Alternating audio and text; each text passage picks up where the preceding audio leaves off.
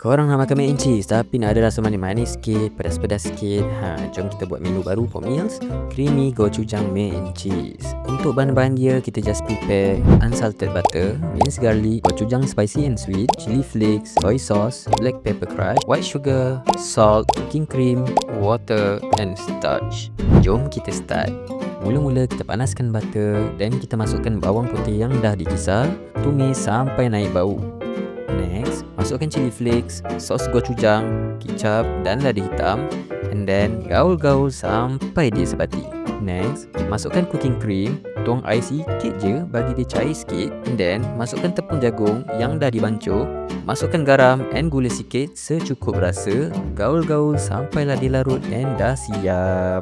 Untuk pasta, korang rebus je macam biasa, and then dah siap nanti korang tuang je kuah tadi. Last sekali korang tabur sikit mozzarella cheese and kacau-kacau je sampai dia berbenang macam ni. Terliur man. Dah siap kita punya creamy gochujang mac and cheese. Dah boleh hidang and makan panas-panas, pedas-pedas.